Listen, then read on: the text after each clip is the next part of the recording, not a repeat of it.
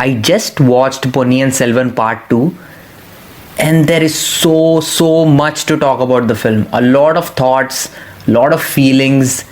I need to talk a lot about the characters, so I'll do all of that. But don't worry, there are not going to be any sort of spoilers. I'll keep the entire review spoiler free.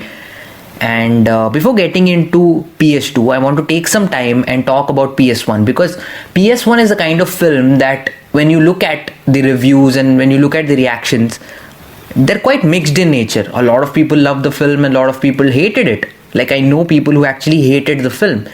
So personally, I really love the film. I think there's a lot of craftsmanship that goes into making a film like that, and I really enjoyed a lot of what Mani Ratnam was trying to convey through that film. So I still remember walking out of the theater after watching PS1 and having this feeling of having watched something that was so unique and fresh, especially within the historical drama genre, because a lot of things have been done in that particular genre. You've seen a lot of over-the-top kind of stories being done. Something like Bahubali, which is basically a mass commercial entertainer. And we've also seen a lot of realistic things being done in that genre. When you look at a lot of Hollywood films like Troy or Ben-Hur, it kind of approaches the story with more realism. Ponniyin Selvan 1 had kind of an interesting blend of both of that. It was, in its essence, a very grounded story, but it was mixed with a lot of cinematic elements. Added into the mixture were a lot of different genres, like it was basically a political thriller set during those times. It also was sort of a pulp fantasy that's just worked so beautifully there. And again, it was not a blend I've seen anywhere done. It was a blend that was completely new and fresh, and despite the flaws that film has, I still enjoy it so much. And that is the kind of a film that really improves so much on rewatches. And I mean a lot, because the first time you're watching it, you're being introduced to the characters for the very first time. You're literally being introduced to these characters. You have no clue who they are. And I am not a Tamilian. I've never read Kalki's original Ponniyin Selvan. So for someone who's not acquainted with the source material, I was taken aback and surprised by how much I was involved in PS1. And again, on rewatches, I noticed a lot of details, a lot of direction, tricks that Mani Ratnam used to convey certain things. A lot of camera moments conveyed a story within themselves. There's a lot to notice on rewatches. And so that's a film I really love. And of course, it ends on a cliffhanger ending. I wouldn't even say it's a cliffhanger ending. It's like the story just keeps going on. It just halts in the middle. And again, this is part 1 and part 2 is just for the sake of keeping them at a proper length. Otherwise, Ponniyin Selvan 1 and 2 are basically the same big 5-hour long epic story. So, okay, put all of that aside. Let's come to PS2, right? Ponniyin Selvan Part 2. And I'm very happy to say that it's a satisfying sequel that does everything you would want the film to do.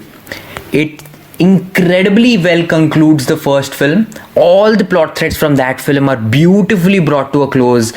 There's so many iconic moments throughout. Amazing sequences, extremely well written characters, and there's so much to talk about PS2. So I'll finally get into the review. I want to talk a lot about the opening sequence, right? So the film very surprisingly opens with a flashback of the origin of the love story between Nandini and Aditya Karikalan. That was something I did not expect, because usually what you expect with these epic historical dramas is that they'd open with like this gigantic war sequence, much like the first film did. It opens with that amazing war sequence, right? But this one doesn't. It just kind of opens with a very silent and beautiful origin story of the love between Aditya Karikalan and Nandini, and it's beautifully shot. And I mean, the first 10 minutes, the entirety of that story is incredibly well shot. There are a few frames that are burned into my memory from that first few minutes.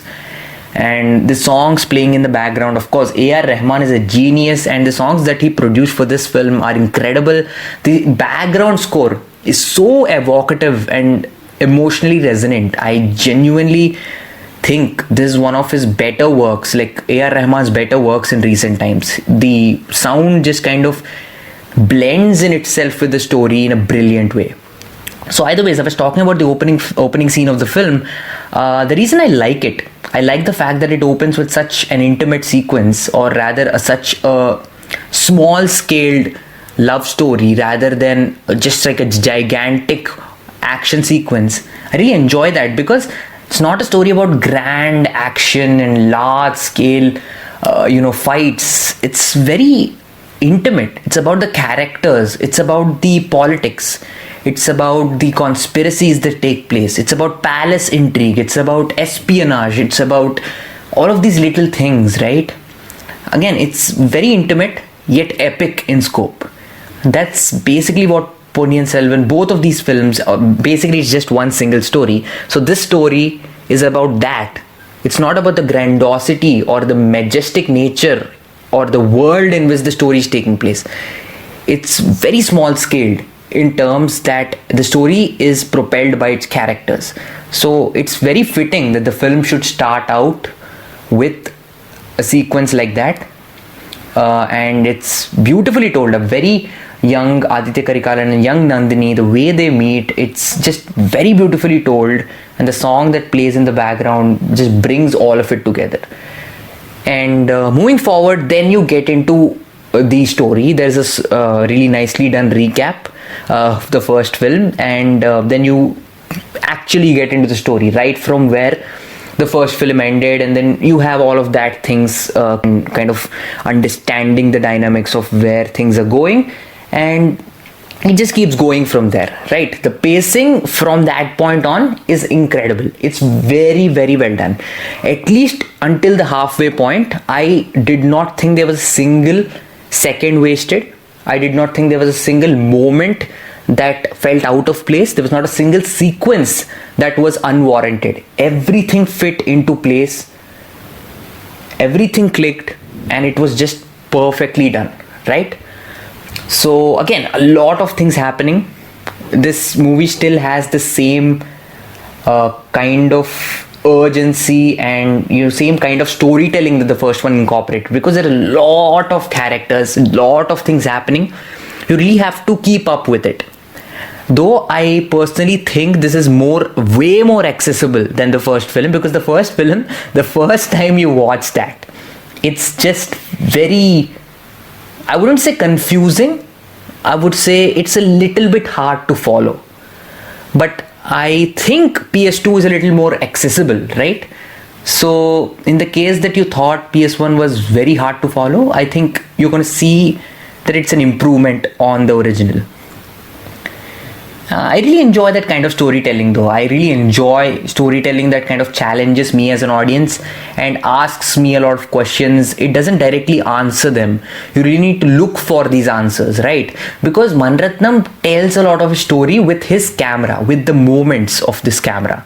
Like if the camera kind of slowly moves, from a position to another position, it's telling its own story. There are multiple sequences throughout that are like that.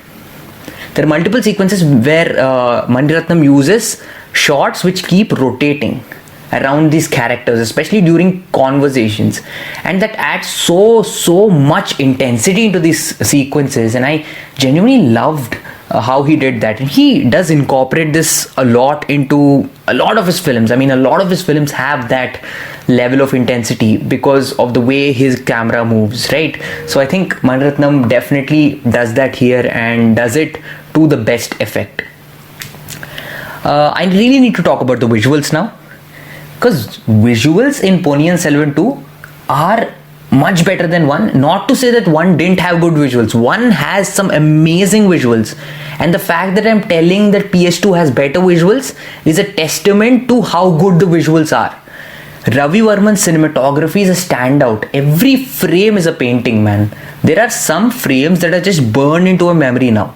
be it the absolutely amazing scenery in the opening sequence with Aditya Karikalan on the horse, Nandini in the distance, and there is this water, like there is this river that's flowing to the right of them. Beautiful shot. Beautiful shot, right? Amazingly well done. There is this overhead shot later on which shows Sundar Chola just laying on his bed, and there's Kundavai. This happens after an intense conversation between them.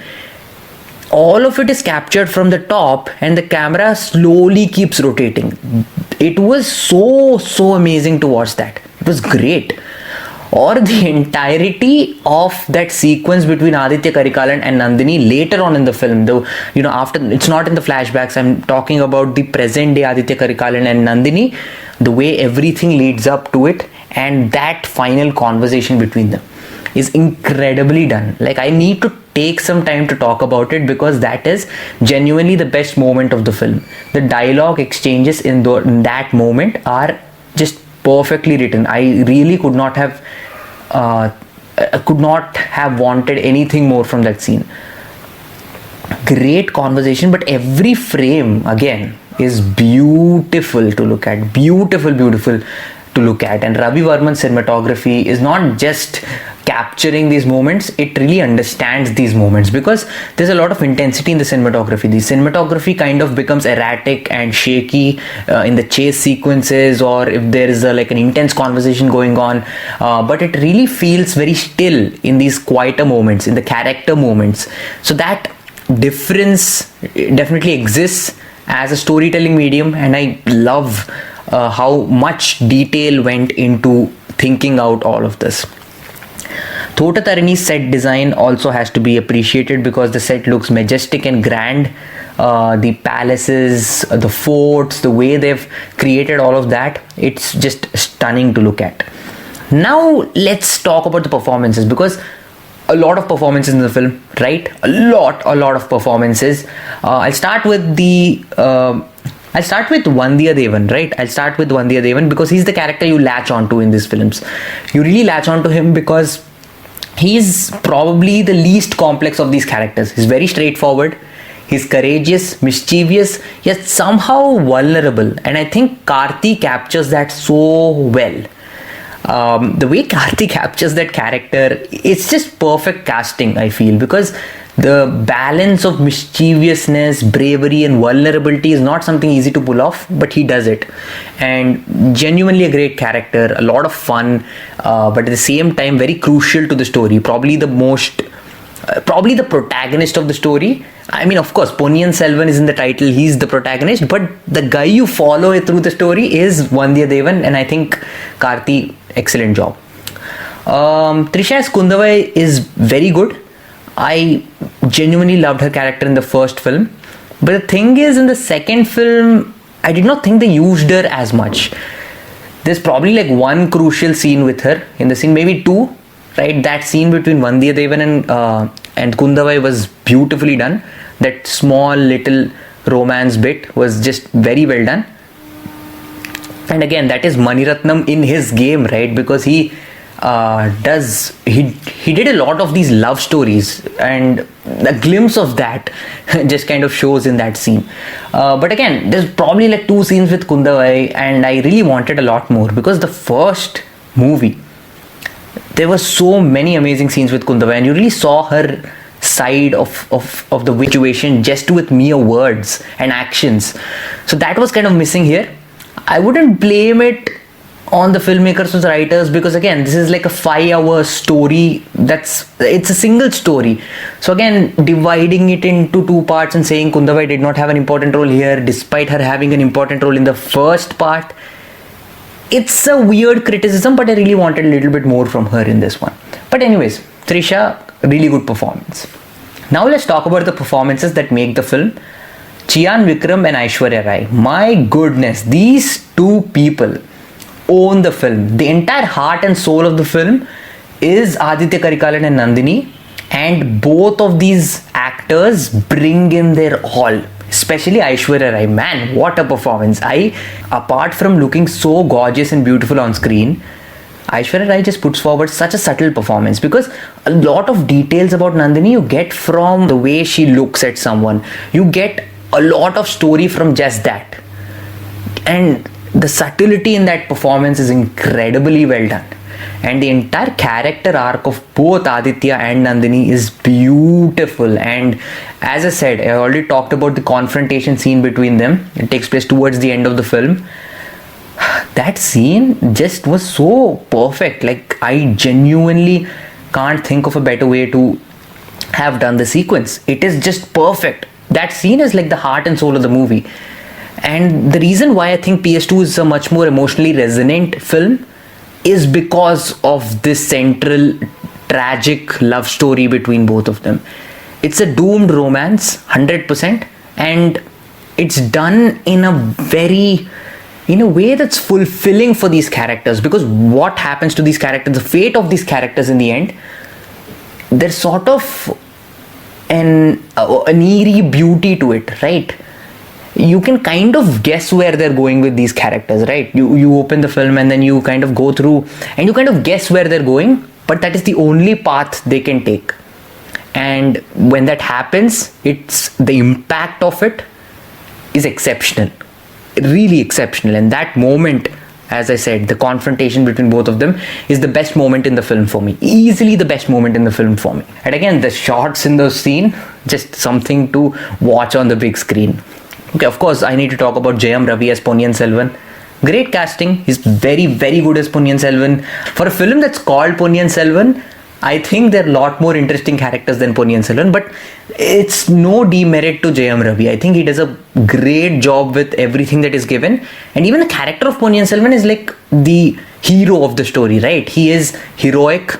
He's a very good person, good-hearted, like has all the qualities of a king, and that is the kind of character it is. But I genuinely think there are much more interesting characters in this entire story than that of Ponniyin Selvan. But again, great performance nonetheless. I mean, there's so many performances in this film, man. I really want to talk about all of them, but I'll just keep going on and on about them. So everyone performed to the best. I did not think there was even a single performance that didn't work. Everything worked to the T. And it's a very well performed film, very well acted film. When they released the album for PS2, I listened to all of the songs and all of them were incredible. I just loved these songs instantly. Fell in love with these songs. But the way they were placed in the movie, I felt like the film didn't do justice for these songs. But again, I get it. It's a very story-driven film. It's not a film that's about songs and dances, but I wish they could have placed them better. But that is such a small criticism. It does not derail the movie or anything. So I've praised the film a lot. I've been talking about it since a long time. Now I really have to point out things that didn't work for me. Number one, the action sequences. There are some good, well choreographed, well done action sequences in this movie, but the final war sequence, you always have that final war sequence in historical drama. It just needs to be there. It's there in Ponniyin Selvan Part 2. It kind of gets over in like 10 minutes. I don't have a problem with that. It's just that the impact of that war scene was not felt, because up until then it's such an intense story. You're into the politics and then double crossings, that the war feels like the least interesting thing. Like all of these complexities of the characters and finding out who's trying to get to the throne, what is happening, that is more interesting than the war action sequences itself. And when it actually comes down to that, I'm not saying it's badly done. It's actually well shot. It's decent, but the impact that needed to be felt from that, it just didn't come out as well, because I feel the major problem was you had all the characters on one side, like all of the heroes, let us just say, on one side, and the other side you just didn't have. There wasn't any character that you would like say was strong enough, or there was no face-off in that end that kind of had the emotional weight. So I think that was missing. And the way they ended the film with is it's not bad. It's actually pretty good. Like the final sequence, it's just a certain things I really need to think about. I need to probably rewatch the film and kind of understand the way a character goes. to kind of get to the point, to the conclusion that they reached towards the end. Did it work for me or not? I don't know at this point. I really don't. I really have to think about it. If you would ask about another thing that didn't work for me, I would say the character that they introduced at the end of PS1. There's this lady, who looks exactly like Nandini. And a lot of people might have guessed who she is. I am not going to spoil it in this video, but it's pretty predictable. You get to know who she is. So either ways, that character is just like, the build-up of that character is so much. And in the movie, when you actually look at how she's utilized, it's like she's there and she's gone. It's like so underutilized. I really wanted them to kind of flesh that out, because they were building so much up to that character. And she's a very crucial character. And the impact that character needed to have on the story was not there, unfortunately. But I think that's it. Ponniyin Selvan 2 is a much more accessible sequel. It's again complex and a lot of material to pack into one film, very dense, but the writing manages to keep everything engaging. It is constantly thrilling. There are some very well shot, well directed, suspenseful sequences that I really liked. For example, initially the sequence in a jungle, it's really well done. The interval sequence is quite good. And again, there are a lot of sequences like I come back to that confrontation between Aditya and Nandini, because these two characters are the heart and soul of the film. And again, that works so brilliantly. So many memorable sequences. And it takes every plot thread that was unresolved from the first film and resolves it in the most satisfying way possible, except for maybe one or two things. Again, as looking at the big picture, I was entirely satisfied walking out of Ponniyin Selvan 2. So that is the conclusion. I really loved the film. I did not think there was anything else they could have done. I think it is the perfect blend of politics, intrigue, and historical epic. The characters work for me. They're complex, they're well written, there's a dense narrative here, there's so much going on. It's a film that warrants and demands a rewatch, or multiple rewatches in that sense. And I enjoy movies like that. I enjoy movies that ask more from the audience than just sit back and enjoy. So while PS2 is not like the most entertaining movie you'll ever watch, and I was not looking for it to be, I wanted it to be an engaging film rather than being an entertaining film. So again, here's the bottom line. If you liked PS1, you are going to for sure like PS2. There is nothing in the film that's probably going to disappoint you. But if you didn't like PS1, I don't think there is a chance that you will like PS2 a lot, because a lot of the aesthetics, a lot of the storytelling devices, a lot of the way they approach the characters, the way they approach the sequences remain the same. So it all depends on what you thought about the first film. And again, these both films are kind of films that I would 100% agree. If someone comes up to me and says, I just did not like these two films, I could actually understand why they didn't. So again, I personally just enjoy these two films so much. I think they're truly special and definitely an achievement, because Mani Ratnam wanted to make these films. This is basically his passion project. So looking at these films as that, they are just too good for being a passion project. They're very well done, extremely well made, a lot of things in it that every time you watch them, they keep giving you more. They're kind of like a deeply hidden treasure. The more you dig, the closer you get to the treasure. And there's just so much to look into these films. There's so much depth, so much complexity in the characters, and all of that I genuinely love. So I'm going to give PS2 a 4.25 out of 5.